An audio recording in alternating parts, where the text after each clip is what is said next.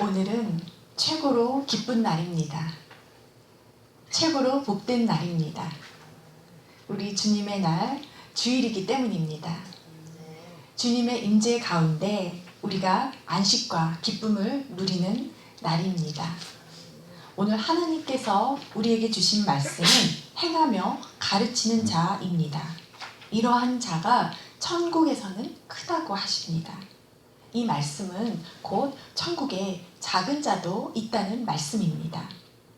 예수님께서는 입을 크게 여시면 제자들에게 다른 말씀 안 하시고 항상 천국 복음에 대해 말씀을 일관되게 하셨습니다. 오늘도 마찬가지로 천국, 하나님 나라에 대한 말씀을 이어가십니다. 우리가 저번 시간까지 영안이 열려야 천국 복이 보이며 천국 복을 누릴 수가 있다고 말씀을 나누었습니다. 우리의 눈이 바뀌면, 즉 가치관, 관점의 전환입니다. 이제는 내 안에 살아계신 그리스도의 영, 성령님께서 보게 하시고 깨닫게 하시고 생각하게 하시는 것을 따르고 인도함을 받는 것입니다. 이것은 참으로 중요합니다. 성령님의 인도함을 받는 것. 또한 천국의 복은 쌓아놓는 소유에 있지 않고 관계 회복에 있다는 그 팔복에 대한 말씀을 나누었습니다. 그리고 저번 시간 바로 너희는 세상의 소금이다. 너희는 세상의 빛이다. 라고 천국 시민으로서의 정체성을 말씀하셨습니다. 저와 여러분은 세상의 소금입니다. 우리는 세상의 빛입니다. 먼저 여기서의 세상의 소금은 이 땅, 인류를 의미하는 세상에서 소금 언약을 맺은 이스라엘, 즉 조상 아브라함에게 약속하신 땅 축복, 바닷가의 모래알처럼 민족을 이루는 자손 축복을 주시겠다는 언약, 천하 만민이 대표하는 이스라엘을 통하여 만민이 복을 얻을 것, 즉 이방과 이스라엘이 구원을 주시겠다는 약속입니다. 그런데 우리가 여기서 알아야 합니다. 우리가 이스라엘을 통하여 복을 받기에 우리가 이스라엘을 축복하고 기도해야 한다는 것입니다. 우리 만민의 복과 연결이 이스라엘이 되어 있기 때문입니다. 그리고 너희는 세상의 빛이라는 우주적인 세상에서의 빛, 예수 그리스도가 빛을 뜻하는데요. 나아가 사람에게 비추는 이 빛은 빛의 자녀인 우리가 사람들에게 예수 그리스도를 볼 수 있도록 우리 삶을 통하여 밝히 그리스도를 비추는 것을 뜻합니다. 이어서 오늘 말씀입니다. 예수님께서 말씀을 하시는데 뉘앙스를 보면 사람들이 좀 오해할 수 있는 부분을 바로잡고 싶어 하십니다. 이 부분입니다. 예수님께서 오셔서 옛 언약, 즉 구약인 하나님의 말씀을 없애러, 폐하러 오신 줄로 사람들이 오해했습니다. 여기서의 율법은 하나님께서 모세에게 친히 주신 율법이며 선지자는 하나님께서 직접 부르시고 이들에게 소명을 주셔서 하나님 말씀을 전하도록 사람들에게 나팔을 불도록 세우신 사람들입니다. 율법과 선지자 모두 하나님께서 주신 말씀이자 하나님 말씀을 받은 자입니다. 요한복음 14장 31절에 오직 내가 아버지를 사랑하는 것과 아버지께서 행하신 대로 명하신 대로 행하는 것을 세상이 알게 하려 함이로다. 예수님께서는 아버지께서 명령하신 말씀을 행하러 오신 것입니다. 완성하러, 이루려 이 세상에 오신 것입니다.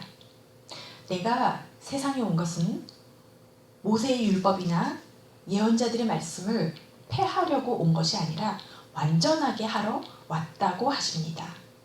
이 하나님 아버지의 말씀을 왜 예수님께서 없애러 오셨겠습니까? 그러므로 하늘과 땅이 없어지기 전에는 율법의 1.1획도, 토시 하나라도, 율법의 아주 작은 부분이라도 없어지지 않고 다 이루어질 것이라고 하십니다. 이사야 40장 8절을 보면 풀은 마르고 꽃은 시드나 우리 하나님의 말씀은 영원히 서리라. 하나님 말씀은 영원 불변하고 우리에게 주신 모든 약속도 이루어집니다. 믿으십니까? 그러하기에 우리는 육안으로 보이는 상황, 환경을 바라보는 것이 아니라 하나님과 하나님 약속을 놓치지 말고 붙잡아야 합니다. 우리가 하나님 말씀을 읽기 때문에 우리가 하나님 말씀 성경을 읽으면 하나님께서는 무수한 약속들을 계시해 주십니다. 그럴 수밖에요. 구약, 신약이 모두 언약이기 때문입니다. 세상 사람들은 몰라서 그렇다 치지만 우리 믿는 자들 중에서도 어리석은 자는 이 귀한 말씀이 참으로 복되다는 것을 깨닫지 못하고 놓치고 있는 것입니다. 참으로 복된 삶의 비결과 약속이 이 성경에 엄청나게 들어있는데 믿지 않고 가까이 하지 않고 읽지 않는다는 것입니다. 성경을 읽고 믿기만 하면 우리에게는 축복인 것입니다. 옛날에는 굴비가 참 귀했는데요. 굴비에 관한 동화가 있습니다. 자린고비 세 아들의 눈물겨운 이야기입니다. 자린고비 아버지가 굴비를 천정에 매달아 놓고 밥 한 술 뜰 때마다 굴비를 한 번씩 쳐다보게 했다는 것입니다. 세 아들이 굴비 맛을 알았을까요? 몰랐을까요?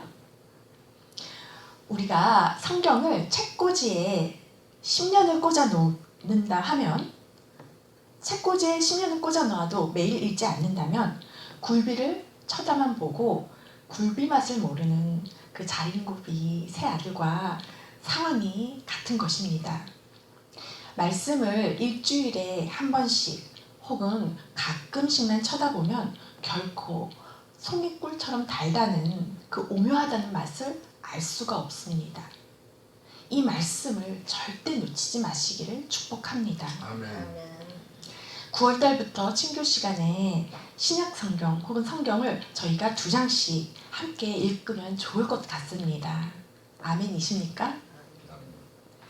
우리가 모일 때마다 기도와 성경 읽기에 더욱 힘쓰며 한 주간 받은 은혜를 간증으로 나누며 하나님의 역사하심과 기적이 우리 가운데 많이 일어나기를 축복합니다.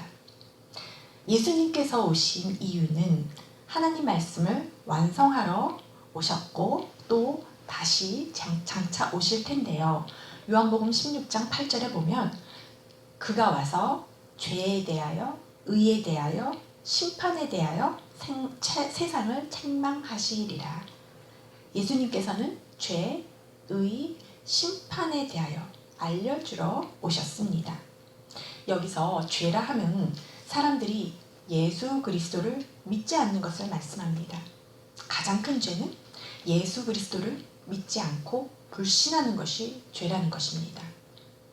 또한 하나님의 의는 예수님께서 아버지께 감으로써 너희가 더 이상 나를 보지 못하는 것이 의라고 하십니다. 우리가 예수님을 보지 못하는 것이 의라 합니다. 즉 예수님께서 십자가 위에서 죽으셨기에 더 이상 우리가 볼 수 없는 것입니다. 십자가의 죽음, 하나님의 공의를 위해 십자가의 길을 걸어가신 그 의입니다. 고린도전서 1장 18절 말씀에 세상 사람들에게는 십자가의 도가 미련한 것일 뿐이지만 구원받은 우리에게는 십자가의 도가 하나님의 능력입니다. 복음의 핵심은 의로우신 예수님께서 우리를 위해 죽으셨다는 사실과 모든 사람이 예수님의 의를 힘입어 하나님 앞에 서게 될 수 있다는 것입니다. 그 의가 하나님의 공의를 뜻하는데 바로 예수 그리스도이시라는 것입니다. 팔복에서 기억나십니까? 의를 위하여 핍박을 받은 자는 복되다, 복이 있나니. 의를 위하여 대신 우리가 예수 그리스도를 대입해서 읽었던 것 기억이 나십니까? 예수 그리스도가 의라는 것, 그리고 마지막으로 세 번째 심판은 이 세상 통치자가 이미 심판을 받았다는 것입니다. 지금 이 세상 통치자는 사탄을 뜻합니다. 창세기 3장에서 사람의 불순종, 아담의 불순종과 하나님의 심판이 선언되는데요. 하나님께서는 뱀에게 이렇게 말씀하셔요.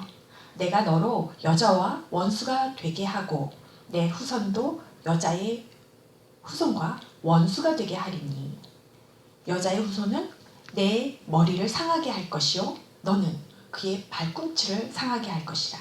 이 말씀은 세상 주관자는 원래는 하나님이신데 불법, 점거, 거주하고 있는 사탄이 지금 세상 왕노릇하는 이 사탄이 이미 머리가 상했다는 것입니다.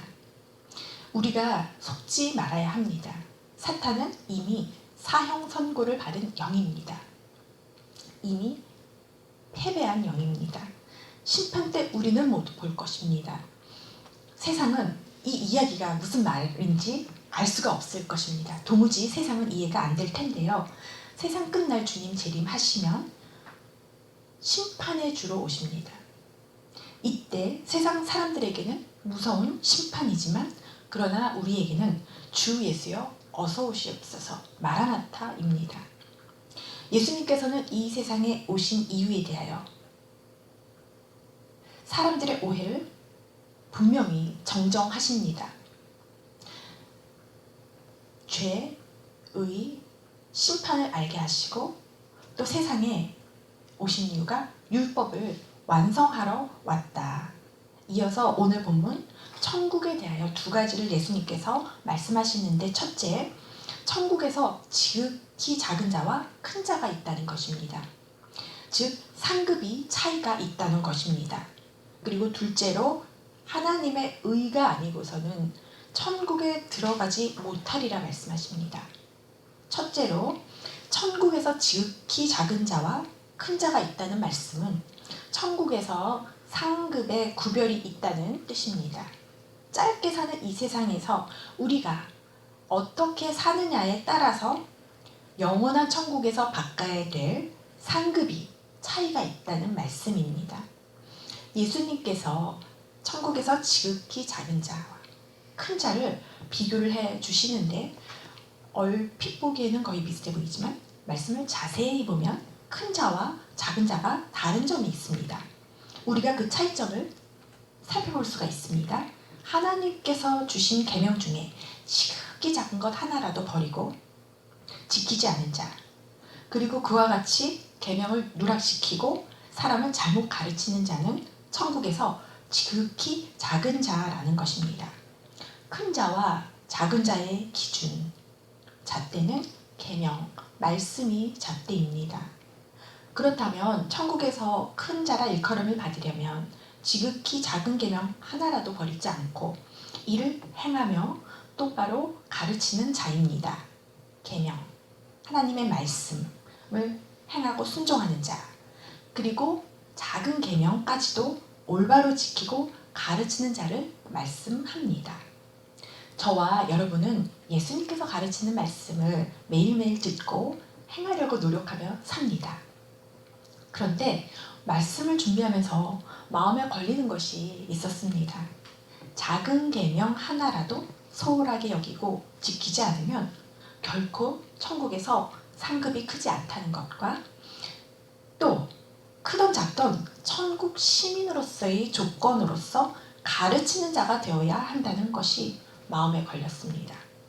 목회자만 열심히 성경 공부하고 깨달아서 올바로 가르치면 되는 줄로 대부분 알고 있죠. 그렇지 않습니까? 오늘 말씀을 보면 저와 여러분 모두는 말씀을 받은 자, 맡은 자, 가르치는 자가 되어야 합니다. 우리가 너무나 잘 아는 말씀, 마태복음 28장 19절 20절 말씀을 지상명령이라고 하는데요. 그러므로 너희는 가서 모든 민족을 제자로 삼아 아버지와 아들과 성령의 이름으로 세례를 베풀고 내가 너희에게 분부한 모든 것을 가르쳐 가르쳐 지키게 하라. 어머, 이런 말씀이 있었습니까? 이 말씀은 우리가 암송할 정도로 잘 알고 있는 예수님의 지상명령, 분부입니다. 내가 너희에게 분부한 모든 것을 가르쳐 지키게 하라. 아멘이십니까? 아니면 처음 들어보셨습니까? 많이 들어보셨죠? 분부한 모든 것, 모든 것이라 하면 계명 중에 지극히 작은 것 하나라도 소홀히 버리거나 잘못 깨달아서 잘못 가르쳐도 안 되는 것입니다. 그런데 가르쳐 이 말씀은 대상이 선지자들도 목회자들만도 아니요 너희라고 말씀하십니다.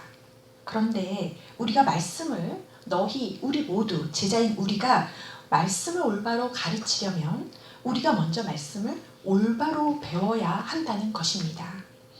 그래야 1.1획 올바로 가르칠 수 있기 때문입니다. 오늘 우리에게 주시는 이 말씀을 우리가 간과할 수 없습니다. 이건 제자들을 향한 예수님의 명령이기 때문입니다. 우리가 여호와를 힘써 알자. 여호와를 힘써 알기를 원하십니까? 아멘 소리가 안 들려요. 아멘. 여호와를 힘써 알기를 원하십니까? 아멘. 우리 모두 힘써 여호와를 알게 되기를 축복합니다. 우리가 말씀을 공부하지 않으면 죄를 지을 수밖에 없는데 왜냐하면 영적 분별력이 없기 때문입니다. 나는 성령님의 인도하심을 따라 살고자 원하는데 영적 분별력이 없으면 나의 선택과 결정이 성령님이 인도하시는 방향, 목적, 계획이 아닌 엉뚱한 방향으로 빠져버릴 수가 있습니다. 그러면 엉뚱한 방향으로 남을 가르치고 인도할 수 있다는 것입니다. 고장난 내비게이션처럼요. 우리는 예수님의 제자들인데 우리는 예수님의 제자 맞죠? 우리의 목표는 우리가 사람들에게 예수 그리스도의 빛을 비춰서 어둠에 있는 사람을 또 다른 예수 그리스도의 제자로 만드는 것이 목표입니다. 이것은 우리 교회 2018년도 표이기도 합니다. 세례 요한처럼 엘리야의 심령과 능력으로 주님보다 먼저 와서 아버지의 마음을 자식에게 향하게 하며 순종하지 않는 사람들을 의인의 지혜로 돌아서게 하여 사람들이 다시 오실 주님을 맞을 준비를 하게 하는 것입니다. 주님의 길을 예비하는 것입니다. 오직 성경. 누가 말했지요? 종교개혁의 시발점인 마틴 루터와 츠미클리는 성경을 바르게 해석하고 바르게 적용하자는 개혁을 했고 그 결과 교회와 사회와 세계 그리고 각자의 삶을 변화시키고자 했습니다. 그래서 방법은 오직 성경 말씀으로 돌아가는 것, 말씀으로 삶이 변화하는 것, 이것이 종교개혁의 참된 의의였습니다. 지금 이 어두운 시대에 정말 필요한 메시지입니다. 우리가 오직 성경이 우리 삶의 기준이 되기를, 또한 우리 삶뿐만 아니라 교회와 우리나라와 어지러운 세상이 회복되기를 소망합니다. 소망이 없어 보이지만 하나님의 능력의 말씀으로는 변화될 줄 믿습니다. 둘째로 천국에 들어가려면 우리의 의가 서기관과 바리새인보다 더 나아야 한다는 것입니다. 당시 서기관과 바리새인들은 얼마나 율법을 철저하게 지켰는지 모릅니다. 금식과 기도도 얼마나 열심히 했는지 모릅니다. 그런데 이들보다 더 믿음 생활을 잘하는 계층은 아마 없었을 텐데요. 그런데 예수님께서는 이들의 의로는 천국에 못 들어간다 하십니다. 유대인이나 헬라인이나 다 죄 아래 있는데 의인은 없나니 하나도 없으며, 오늘 본문 말씀이 율법으로 시작하죠. 율법을 주신 이유는 죄를 깨닫게 하시려고 주신 것입니다. 그런데 이 율법을 다 지킬 수 있는 사람은 아무도 없습니다. 인정하십니까? 죄를 깨닫게 하는 목적으로 물론 지켜야 하지만 저도 여러분도 바리새인들도 다 못 지키실 것을 알았습니다. 그래서 하나님께서는 방법을 찾으셨는데 로마서 3장 21절 말씀입니다. 이제는 율법 외에 하나님의 한 의가 나타났으니 곧 예수 그리스도를 믿음으로 말미암아 천국에 들어갈 수 있도록 은혜를 마련하셨습니다. 한 의, 믿음. 우리는 모두 죄인인데 유일한 구원의 길 예수 그리스도 한 의가 나타나신 것입니다. 세상에 오신 것입니다. 구약에서부터 율법과 선지자들을 통해 예언과 계시를 하셨습니다. 아브라함의 믿음, 아브라함에게 그 믿음으로 하나님께서는 의롭다 하셨는데 그리고 믿음으로 말미암아 언약을 주셨습니다. 아브라함의 행위가 아니라 믿음으로 의롭다 함을 얻었습니다. 이것은 오직 은혜입니다. 하나님께서는 왜 아브라함의 믿음을 인정해 주셨을까요? 그렇게 우리의 믿음과 아브라함의 믿음의 차이는 뭘까요? 로마서 4장 18절에서 25절 말씀을 보면 아브라함은 100세 때까지 소망이 전혀 없었지만 하나님께서 내 자손이 이와 같이 많아질 것이다 라고 말씀하신 대로 아브라함은 자기가 많은 민족의 조상이 될 것을 믿고 소망하였습니다. 믿음은 소망을 잃지 않는 것입니다. 아브라함은 100살이나 되어 거의 죽은 사람이나 다름없게 되었고 사라도 나이가 많아 아기를 낳을 수 없었지만 하나님을 믿는 그 믿음만은 약해지지 않았습니다. 그는 하나님의 약속에 대해 불신하거나 의심하지 않고 오히려 그 약속을 굳게 믿어 하나님께 영광을 돌렸습니다.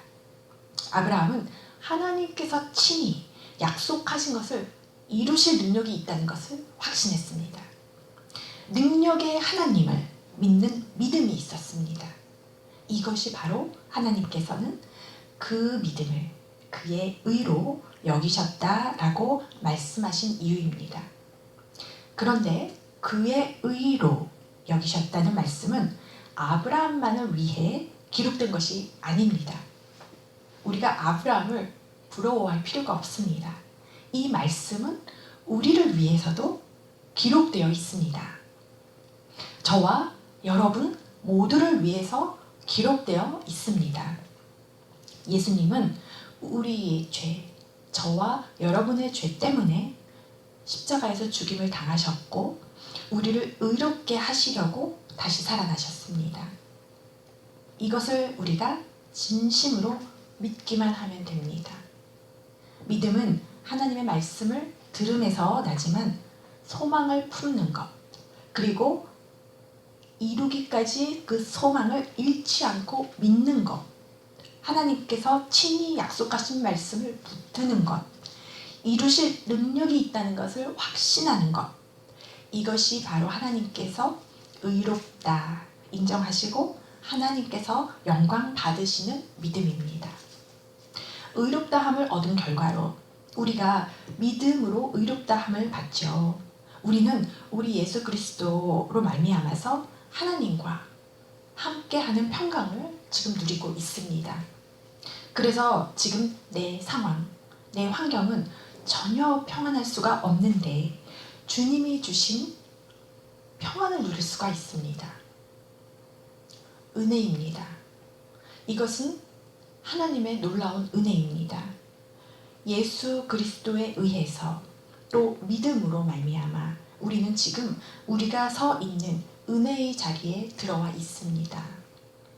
또한 이를 통해서 하나님께서 영광을 받으십니다.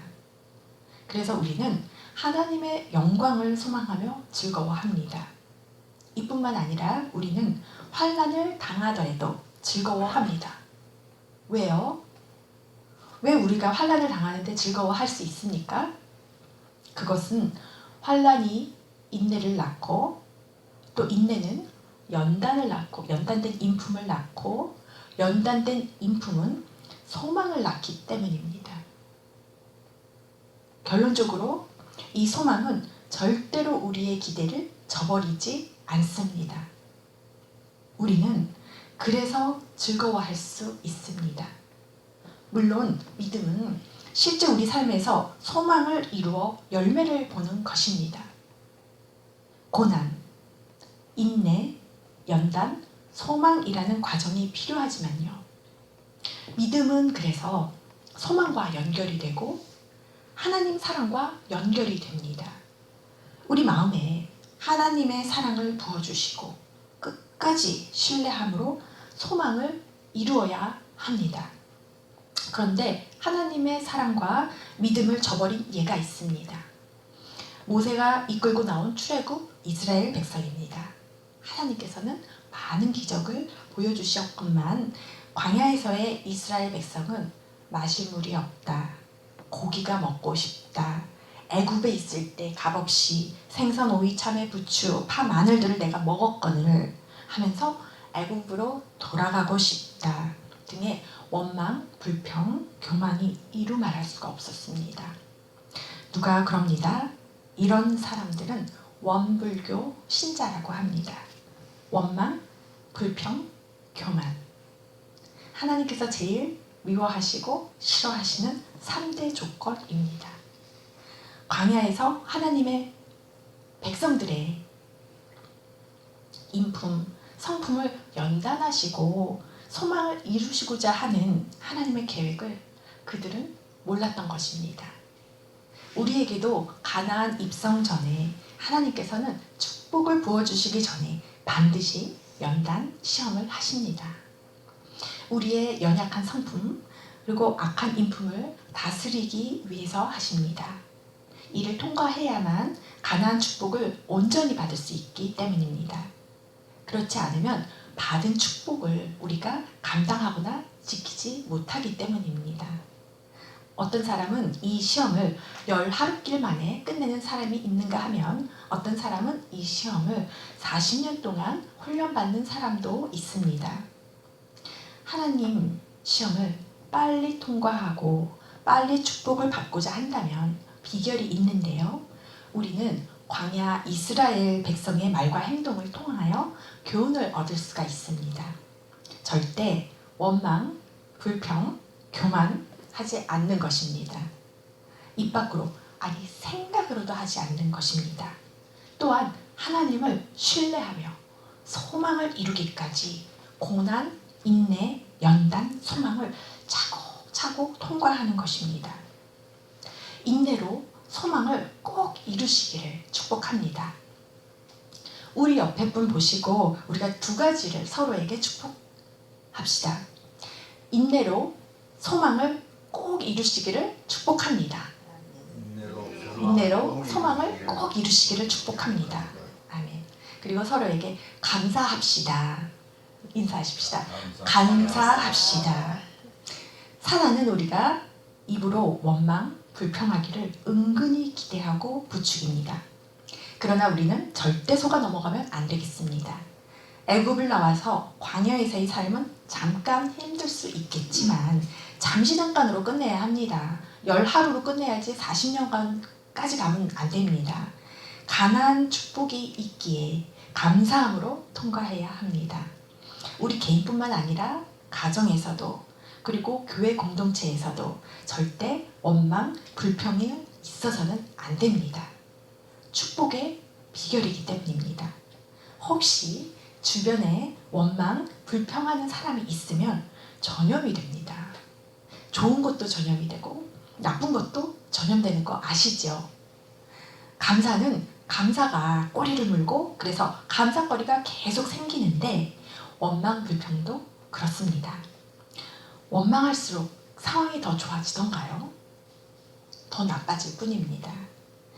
우리 교회에서는 감사가 감사를 낳도록 하나님께 감사, 앉아도 감사, 서도 감사, 만나면 서로 감사, 감사가 충만하기를 축복합니다. 그리고 매 순간 선포하세요. 나는 일체에 자족하기를 배웠노라. 나는 하나님께 감사합니다. 하나님 은혜와 사랑에 감사합니다. 허락하신 직장과 가족에게 감사합니다. 교회와 공동체 식구들에게 감사합니다. 우리 입술에 파수꾼을 세우십시오. 그럼 사탄이 해코지하러 왔다가 내가 잘못 찾아왔구나, 번지수를 잘못 찾았구나 하고 다른 데로 갑니다. 우리가 안 속으니까요. 또한 이때 하나님께서는 우리의 일거수일투족을 지켜보고 계십니다. 그리고 의롭다 인정해 주십니다. 나중에 최후 심판 때에 하나님께서 다 인정해 주시고 상 주실 줄로 믿습니다. 또 한 가지 중요한 것은 교만하지 않는 것입니다. 서기관과 바리새인의 의보다 낫지 않으면 결코 천국에 들어가지 못하리라. 아니, 서기관과 바리새인에 의해서 뭐가 잘못된 것일까요? 하나님의 의가 아닌 자기의 신앙에 뿌리를 둔 것입니다. 우리 안에는 다 자기의가 있습니다. 그래서 매일매일 우리 신앙의 뿌리가 자기의가 싹이 텄는지, 예수 그리스도 하나님의 의에 내가 올바로 서 있는지 항상 살펴야 합니다. 성령님은 우리 마음 생각까지 감찰하시는 분입니다. 우리가 매일 하나님 말씀 앞에 섰을 때 성령님께서는 깨닫게 해주실 줄로 믿습니다. 히브리서 4장 12절에 하나님의 말씀은 살아있고 활력이 있어 좌우의 날선 어떤 검보다도 예리하여 혼과 영과 및 관절과 골수를 찔러 쪼개기까지 하며 또 마음의 생각과 뜻을 판단하나니. 이 하나님의 말씀을 거울 삼아 내 마음에 비출 때, 내 생각을 비출 때 우리 마음속에 있는 생각과 감정을 깨닫게 해주십니다. 지으신 것이 하나도 그분 앞에 나타나지 않음이 없고 숨길 수가 없고 우리의 결산을 받으실 이의 눈 앞에 만물이 벌거벗은 것 같이 드러나느니라. 요즘 세상은 포스트 모더니즘이 만연하고 유행합니다.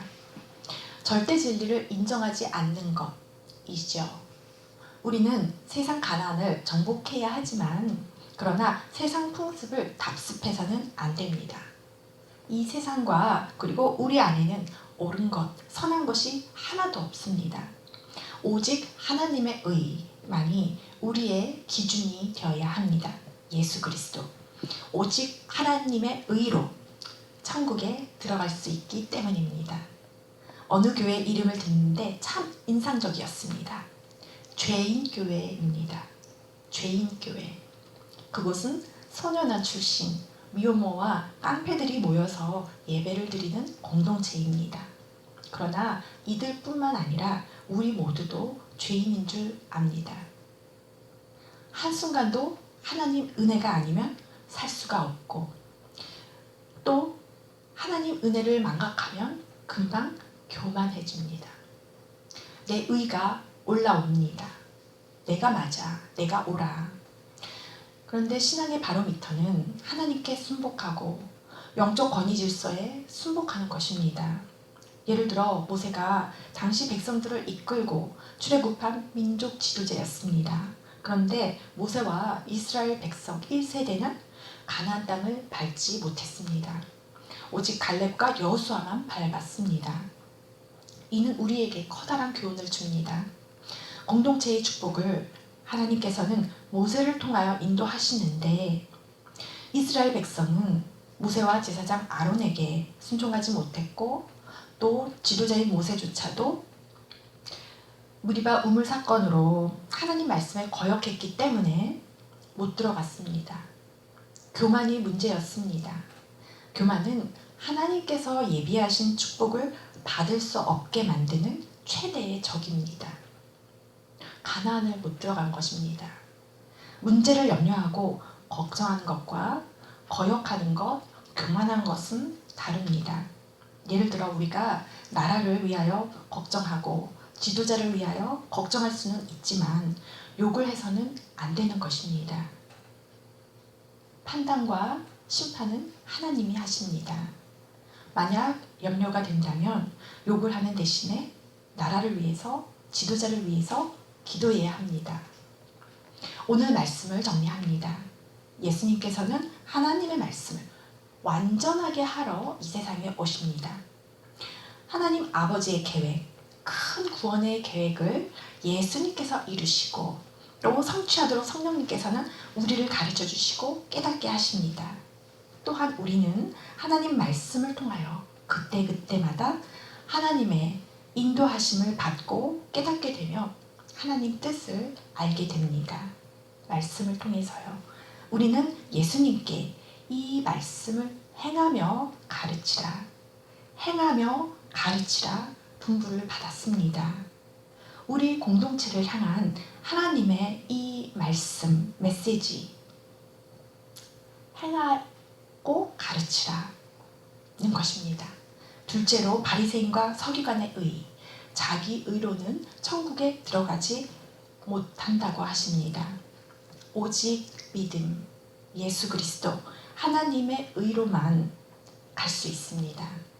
여기서 우리는 아브라함의 믿음을 본받아 환난을 견디고 인내와 연단으로 빚어진 성품과 소망을 이루기까지 믿음을 통과하여 하나님께 의롭다 하심을 인정받기를 원합니다.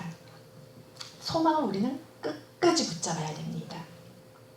그런데 이때 절대로 원불교, 원망, 불평, 교만 해서는 안 되고 감사, 또 감사해야 합니다. 그리고 끝까지 교만하지 않고 겸손하게 하나님과 지도자, 영적 권위에 순복하여 우리 모두 하나님께 인정받고 하나님께 영광 돌리는 천국 시민이 되시기를 예수 그리스도의 이름으로 축복합니다.